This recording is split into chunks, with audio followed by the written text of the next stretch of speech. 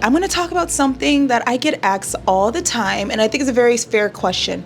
How can you tell apart the 4 ships on Virgin Voyages? Are they just carbon copies? Is it just the exact same ship? Yes and no. And I'm going to break it down for you so you know what ship to choose, why you should choose that ship, or if you've been on 1 or 2, what you can look forward to on the other ones. This is my little shadow box. I have every last one of my cruise sell and sign key cards, and as you can see, my Virgin Voyages bands from every single one of my cruises, my Rockstar bands, my regular red bands, Melanin at Sea lanyard.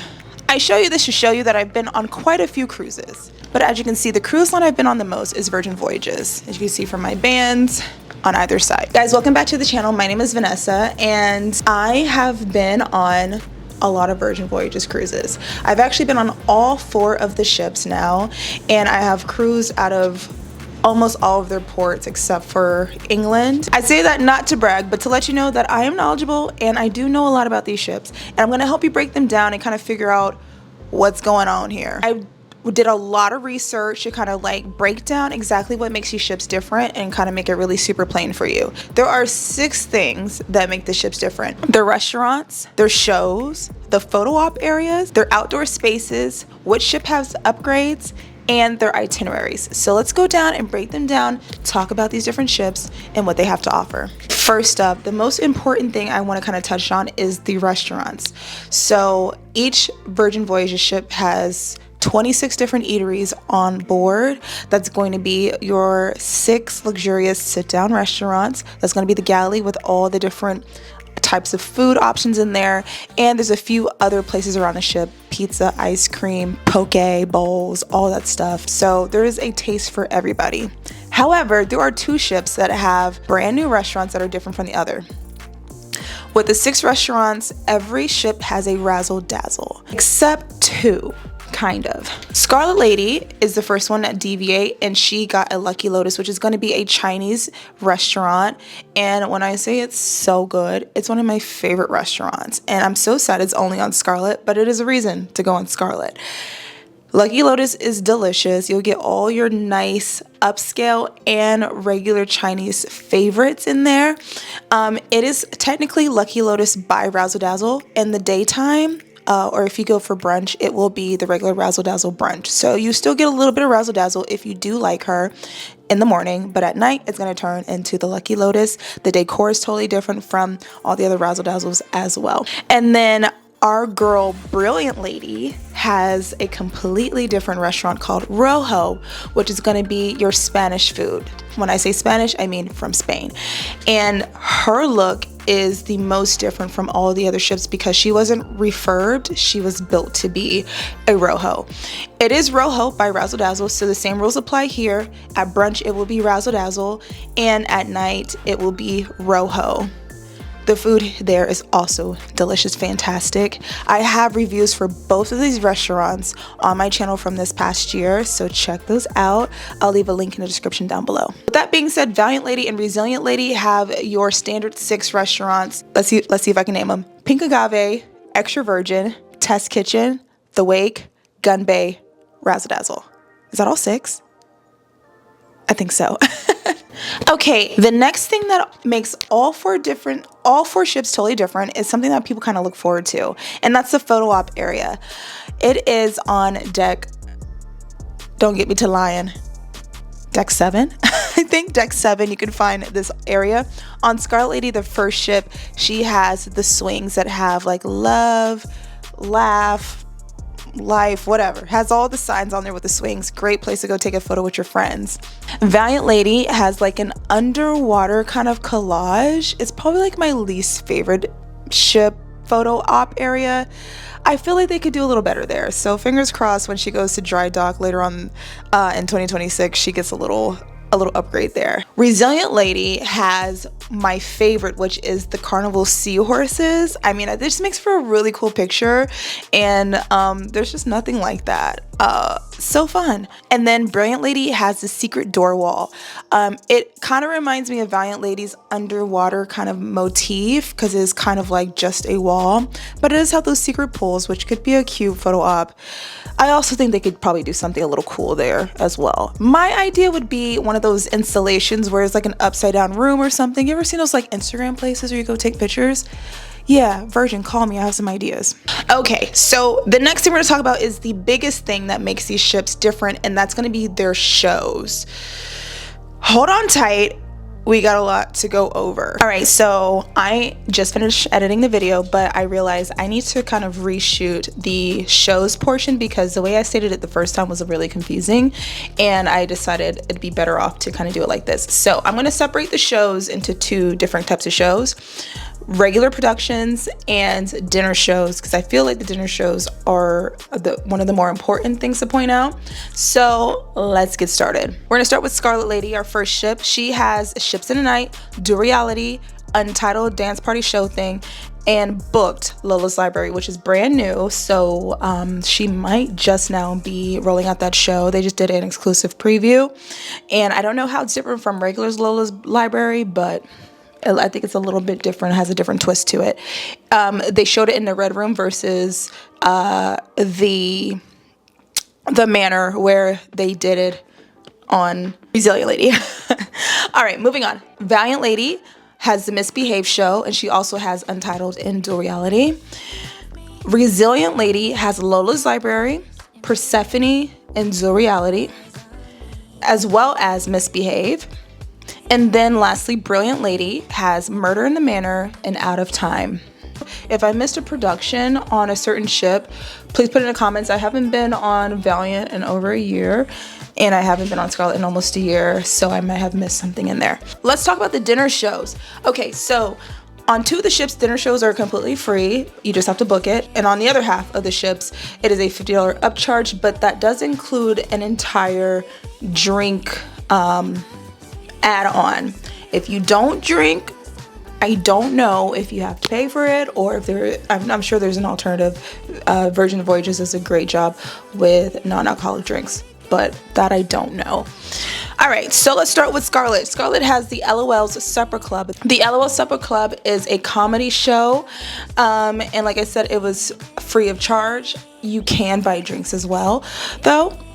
And then Valiant Lady has It's a Ship Show, which is the first dinner show on the ships that I experienced. And again, that one's a free of charge one. It is more of a variety show. So it's a lot of fun. And every time I've seen it, it's been a different cast of people performing. So that's also really cool. On Resilient Lady, you have Another Rose. This one is more of like an audience participation. You sit alongside the stage and you might be asked to get up and go to a secret room or do something kind of sexy. It is a cute, like, adult show. And then Up with a Twist, brand new on Brilliant Lady, is more of your normal sit down dinner show. They do interact with you here and there, but mostly it's you watching the production, and the drinks do kind of coincide with the show's characters, which is also fun. Those last two shows again are $50 upcharge. They do come with included drinks, and they do not skimp. You will be rolling out of that show feeling real good, so don't worry about that $50 upcharge. And by the way, $50 for a specialty dining experience is a lot cheaper than the other cruise lines. Just saying. Okay, let's talk about some of the outdoor spaces. So two ships have a little bit different variants from the other ships. Let's start with Scarlet Lady. She went to dry dock last year, so she got a little bit of a facelift. Here's what's different on Scarlet Lady. First of all, she has rentable cabanas that are around the pool deck upstairs, so it gives you premium seating for Scarlet Night and during the day. It does also give you I believe you get a drink allowance as well and a little bit of concierge there. So that's something to look forward to on Scarlet Lady. Brilliant Lady has a few more things The Athletic Club, which is in the back of the ship, has the beds that are facing out to look at the ocean because Brilliant is built to go to Alaska. So there's a lot more spaces to sit and look at the sights. So along with the day beds that face outward in the Athletic Club, they also added some extra shade up there. So if you're there during the daytime, you're not going to get roasted in the sun when the ship is in warmer climates like the Caribbean. And then downstairs, the dock house, which is one of my favorite areas, got a nice luscious seating upgrade again. This is for sightseeing in mind. The seats facing out towards the wake are a lot more comfy than the other ships where they have more like a wooden seat. These have cushions. There's also just a little bit more group seating that is also very cushy. So the dock house is very comfortable on a Brilliant Lady. All right, let's talk about some other upgrades around the ships. So like I said, Scarlet Lady went into dry dock in 2024. So she did get a couple different changes that I've already highlighted here. If you want to see what else is new on Scarlet Lady, that video link down below that does highlight Lucky Lotus, also talks about all the changes on Scarlet Lady, so it'll give you a nice deep dive into all the changes. Valiant Lady will be going next into dry dock in 2026. I don't know exactly what she'll be getting. There is rumors that Razzle Dazzle might become a different restaurant. Here is my bid for a Caribbean style restaurant or something, you know. Valiant Lady is the Black Mermaid. I feel like we need something soulful on there, you know what I'm saying? And then Brilliant Lady is the newest ship, so she has accommodations that are set to make her ready for Alaska, which also makes Brilliant Lady the most different ship out of the four. So the other three are pretty much identical with floor plans and everything. Brilliant Lady is also pretty much identical, except for a few of her cabins are a little bit smaller because they had to make this ship a little skinnier so she can fit through the Panama Canal, which means that those cabins, while you might lose a couple of square feet, it's really not that big of a difference. They do have a little bit smaller balconies, but they have 2 hammocks, which is kind of cool. We love the hammock. Also, as I said, she has different seating options on the outside as well as on the inside. The roundabout got a complete facelift on Brilliant Lady, so there's a ton more seating. They have complete opened up the draft house bar, so it is more of a communal space, and a lot more people use it on the sailing. I noticed the roundabout was always popping, which is so nice to see because it's usually kind of quiet and it's supposed to be like the center focal point. And if you want to see all of the other differences on Brilliant Lady, there is a video link down below when I just went a couple months ago and highlighted all of her new things, so check out that cruise vlog to see exactly what is different with your own eyes. And lastly, let's get to the itineraries. This is the thing that changes the most with the ships, but when you are looking on what ship that you're going to be on, if you have your heart set on a particular ship because you want to see a certain show or try a certain restaurant, just know that that ship will be in a particular location in the world for a particular season. So far, here's kind of what's going on, at least in 2026 with Virgin Voyages. You're going to have at least 2 ships in the Caribbean. There's going to be one docked in Miami and one docked in San Juan. So you can choose which one that is. There's also going to be during the European season, which is like spring to fall, you're gonna have Barcelona and Greece are gonna have their own separate ships. For different crossings and stuff, what ship that is might switch, or you might be able to get a similar sailing out of the 2, depending on if one starts in Rome or starts in Athens and goes over to Rome, or one starts in Barcelona and goes over to Rome. You never know, but there will be 2 ships operating there as well. Also, in a summer season, you're going to have the Brilliant Lady going to Alaska. In 2026, she is going to make a pit stop in LA, which I don't know how often she'll be there. So if you're looking to cruise in LA or out of California with Virgin Voyages, this is your time. Get that booked. Holler at me in the description down below and I will help you book that. And then she'll make her way north towards Alaska, and she's going to do the Alaska circuit for the summertime before she relocates to her next place. So just know Brilliant will be the Alaska girl. So far, Resilient has been the Greek girl, and Valiant and Scarlet have kind of taken turns being the Barcelona girly. That's kind of just the pattern that I've sussed out, but always subject to change. Okay, I I think that pretty much covers it. Other than that, you're going to have the same great quality across all 4 ships. They do a really good job of making sure you're going to get the same experience that you know and love as you go from ship to ship. And if you're a frequent cruiser like myself, you'll get to know the Happenings crew and some of the other staff, and they tend to kind of like stay on their ships for a longer period of time. And then when new ships pop up, you can follow some of your favorite Virgin Voyages crew along the ships, which I have done, and I found that to be so fun. Here's a tip: if there's a crew member you love and they have a public profile for you to follow them. And a lot of times, a lot of the more popular crew will post their schedules, or if you're into a certain musician or a DJ, they'll post their schedules and let you know what ship they're on too. So sometimes that is definitely a make or break. There are some great DJs that I will follow from ship to ship, and that's another thing. The DJs really make the party. I also think it's very important to say here, I have seen people criticize the fact that all the Virgin ships are nearly identical, and I like to point out something that is just true for all cruise lines. When cruises order ships, they order them in batches, and that creates a cruise class of ship. For example, Royal Caribbean has the Oasis class of ship and the Icon class of ships. Icon ships are all identical.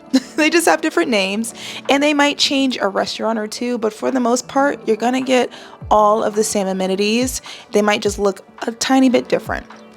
Same thing with the Carnival XL class ships. Mardi Gras, Celebration, Jubilee, all identical, but they just have a different motif on the inside. Like their theming is kind of what makes them different. Every Virgin Voyages ship has little tiny decor differences, and also the cabins on Valiant and Scarlet have a purple and pink and green kind of color scheme, whereas Resilient and Brilliant have a red, black, kind of more neutral tone theme in the cabin. So there's small changes for sure, so it doesn't make it exactly the same, but this is just Virgin Voyages' first class of ships. Who knows when they will order their next class, what that will be like, but if they do order new ships after this batch is done, which I've heard rumored to be 5 in his first batch, but maybe 4, we'll see. The next few ships are probably going to be super different, and I can't wait to see what that's like. So fingers crossed we get there real soon. Give Virgin Voyages a break. It's just the first class of ship, and they're beautiful. I actually love rolling up in a Virgin Voyages ship in a new country and like, look at my ride. Look at my ride. She's sexy. Anyway, I just thought I'd throw that in there. So that's all the information on the 4 lady ships. Let's carry on this conversation in the comments. Let me know what ships you've been on, which one's your favorite, which ones you're looking forward to, the restaurants, all these things. I want to know what you're looking forward to. I want to know what you want me to investigate for you. And let's enjoy these ships. But thank you so much for watching this video, guys. And I will see you guys in the next one. Please let me know. What do you want me to talk about next? What do you got questions about next? I'm just here to be your magic travel genie. Let's make it happen. Bye, y'all.